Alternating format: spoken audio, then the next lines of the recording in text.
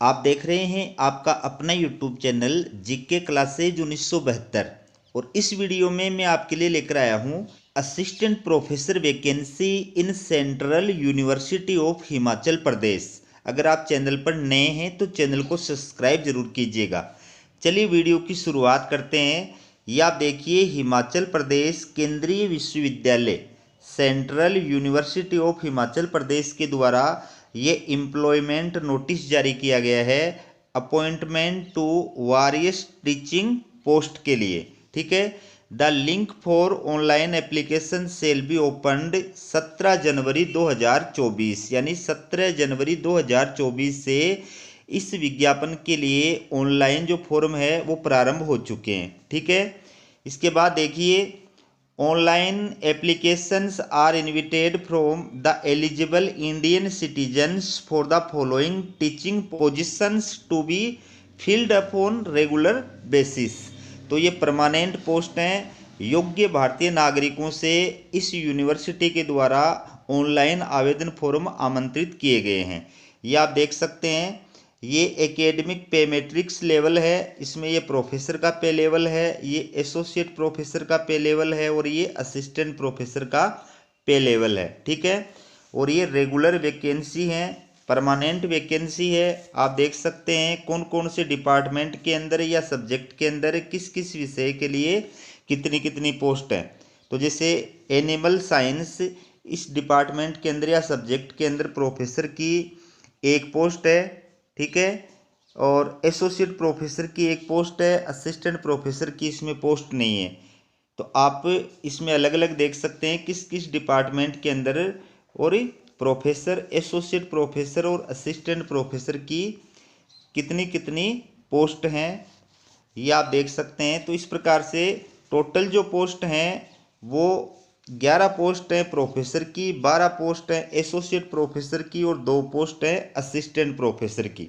और ये है posts on contract basis due to lien vacancy. तो ये लियन वैकेंसी है, ये पहले से जो है इनके लिए विज्ञापन जारी किया जा चुका था और उन पदों के लिए कॉन्ट्रैक्ट बेस के आधार पर ये जो है विज्ञापन दोबारा इसमें जारी किया गया है। तो आप देख सकते हैं इसमें टोटल जो प्रोफेसर की कोई पोस्ट नहीं है, एसोसिएट प्रोफेसर की 2 पोस्ट हैं और असिस्टेंट प्रोफेसर की 5 पोस्ट हैं। ये इधर जो है डिपार्टमेंट का नाम दिया हुआ है या सब्जेक्ट का नाम दिया हुआ है, किस सब्जेक्ट के अंदर कितनी पोस्ट हैं। ठीक है, अब इसमें जो बेसिक बातें हैं वो मैं आपको बता देता हूँ।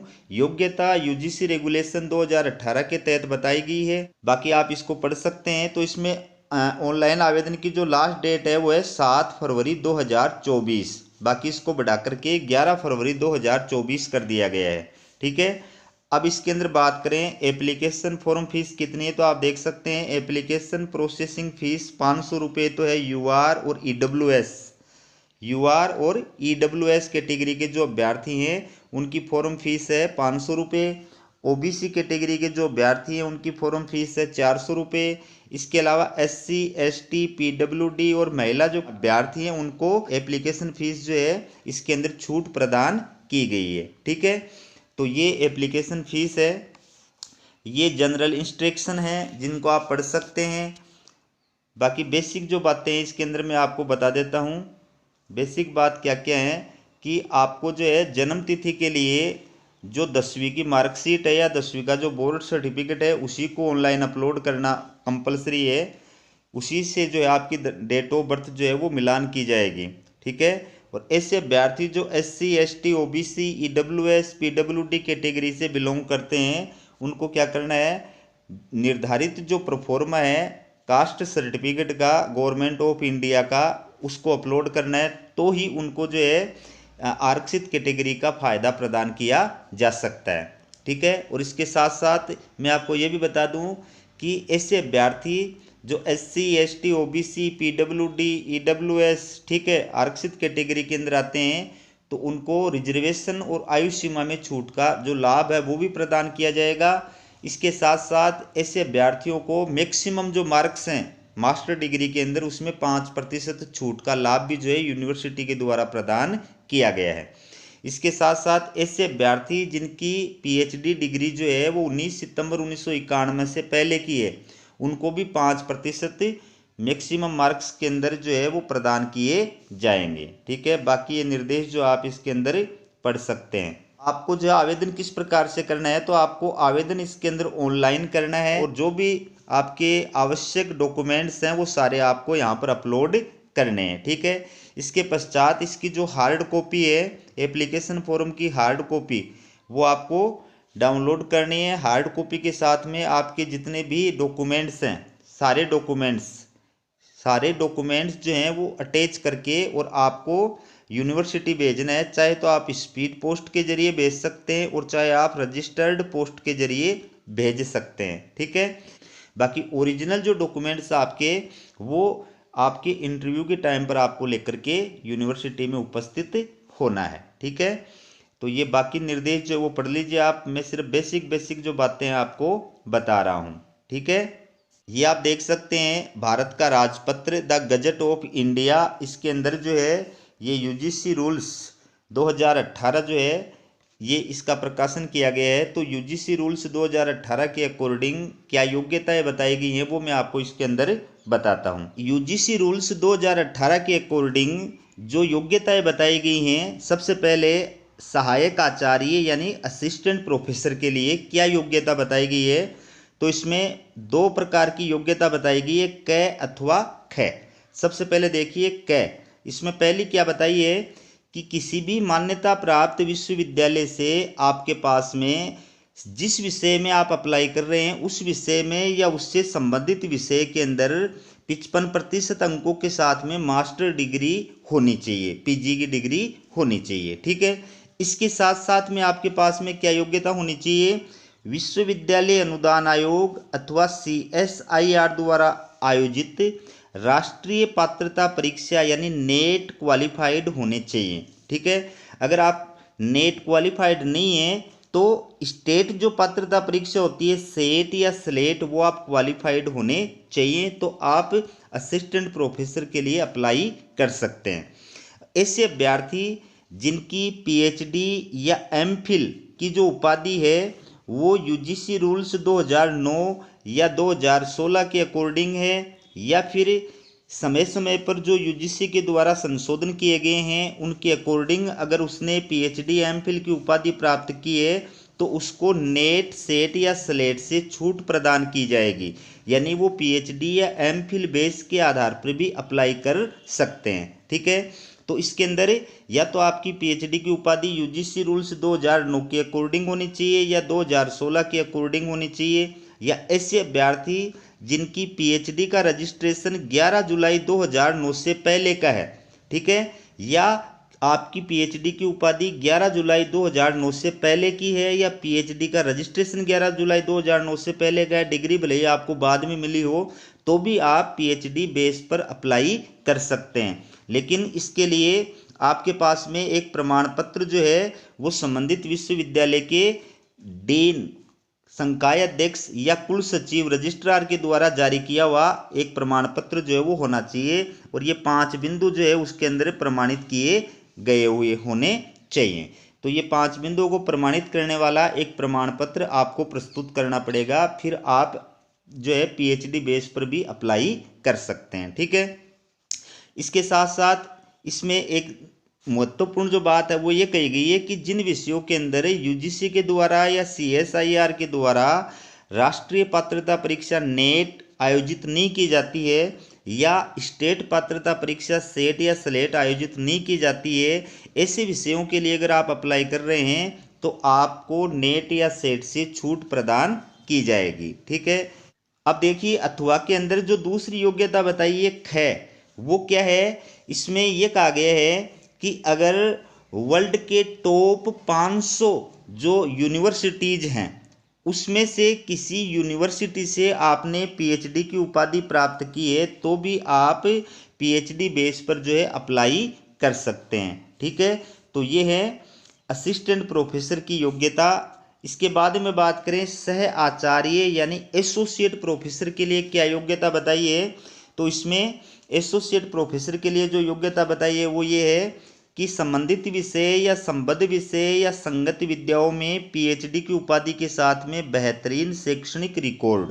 ठीक है, यानी गुड एकेडमिक रिकॉर्ड के साथ में संबंधित विषय में, मतलब जिस विषय में आप अप्लाई कर रहे हैं उस विषय में या संबद्ध विषय में आपके पास में पीएचडी की डिग्री होनी चाहिए, और साथ ही साथ में संबंधित विषय या संबद्ध विषय में कम से कम 55% मार्क्स के साथ में किसी मान्यता प्राप्त विश्वविद्यालय से आपके पास में पीजी की डिग्री होनी चाहिए, मास्टर डिग्री होनी चाहिए। और जहां ग्रेडिंग प्रणाली लागू होती है वहां पॉइंट स्केल में समकक्ष ग्रेड आपकी होनी चाहिए। तीसरी बात इसमें क्या कही गई है कि आपका जो टीचिंग एक्सपीरियंस है या रिसर्च जो एक्सपीरियंस है वो कम से कम 8 वर्ष का होना चाहिए। ठीक है, किसी भी यूनिवर्सिटी के अंदर, महाविद्यालय के अंदर, संस्थान के अंदर टीचिंग का जो एक्सपीरियंस है या रिसर्च का जो एक्सपीरियंस है वो 8 वर्ष का आपके पास में कम से कम होना चाहिए। इसके साथ साथ में आपके यूजीसी लिस्टेड जो जर्नल्स हैं उनके अंदर कम से कम 7 पेपर जो है वो पब्लिश्ड होने चाहिए, और आपका कुल जो रिसर्च स्कोर है वो 75 अंक होना चाहिए। तो आप एसोसिएट प्रोफेसर के लिए, सह आचार्य के लिए अप्लाई करने के योग्य हैं। इसके बाद में बात करें आचार्य, आचार्य का मतलब प्रोफेसर। तो इसके अंदर 2 प्रकार की योग्यता बताइए, क अथवा ख। तो सबसे पहले क, इसके अंदर पहली बात क्या बताइए कि आपके पास में जिस विषय में आप अप्लाई कर रहे हैं उस विषय में या उससे संबंधित विषय के अंदर, संबद्ध विषय के अंदर गुड एकेडमिक रिकॉर्ड के साथ में पीएचडी की डिग्री होनी चाहिए। ठीक है।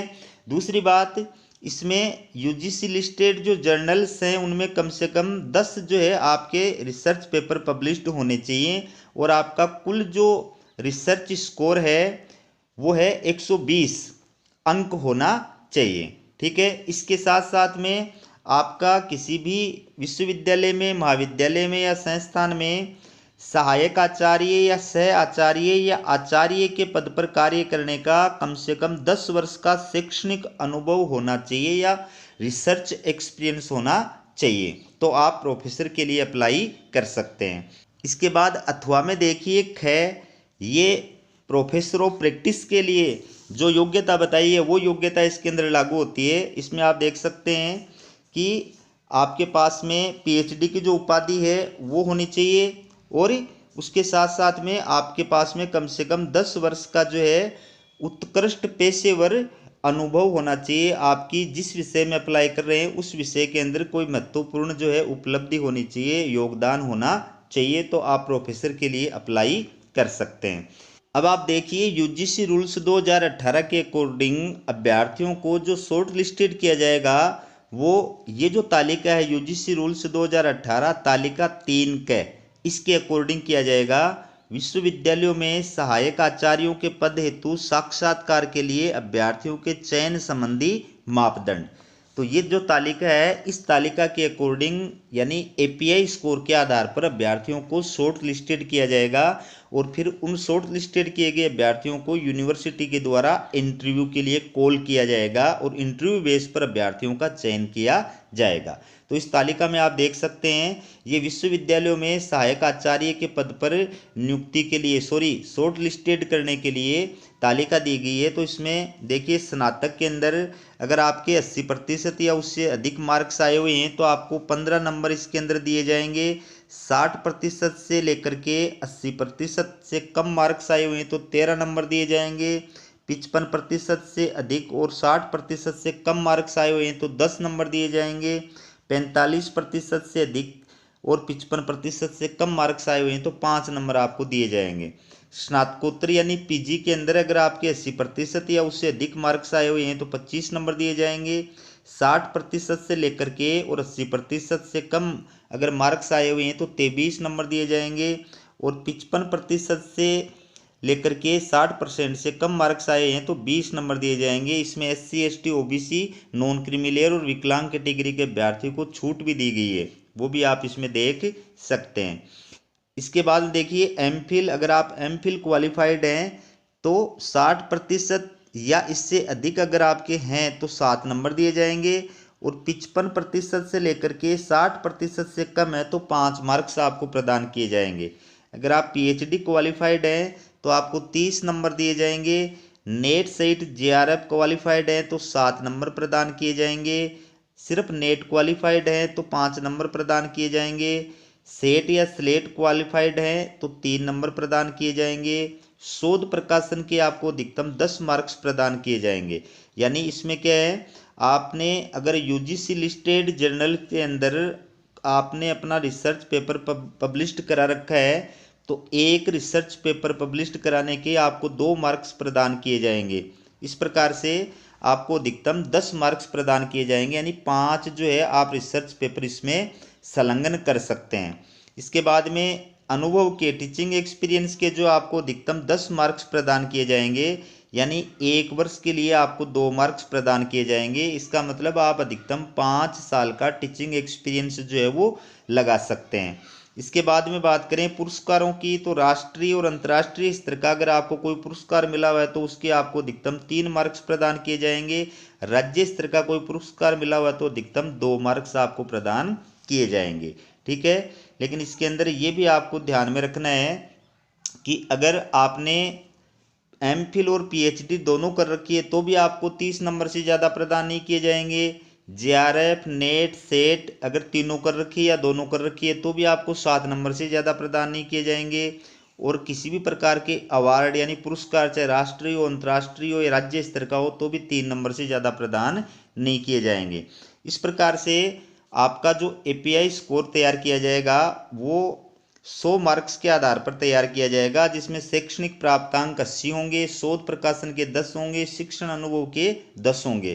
टोटल जो है 100 नंबर का इस प्रकार से एपीआई स्कोर होगा। इस 100 नंबर के एपीआई स्कोर में आपके जितने मार्क्स आते हैं उसके आधार पर जो है आपको शॉर्ट लिस्टेड किया जाएगा और फिर आपको जो है इंटरव्यू के लिए कॉल किया जाएगा। ठीक है, तो जो भी अभ्यर्थी अप्लाई करना चाहते हैं वो अप्लाई कर सकते हैं। मैंने पूरा प्रोसेस बता दिया है। फिर भी अगर आप अप्लाई करना चाहते हैं तो यूनिवर्सिटी का जो नोटिफिकेशन है उसको ध्यानपूर्वक पढ़ करके अप्लाई कीजिएगा। ठीक है, हमारा यूट्यूब चैनल आपके द्वारा की गई किसी भी त्रुटि के लिए जिम्मेदार नहीं है। हमारा वीडियो देखने के लिए आप सभी का बहुत बहुत धन्यवाद।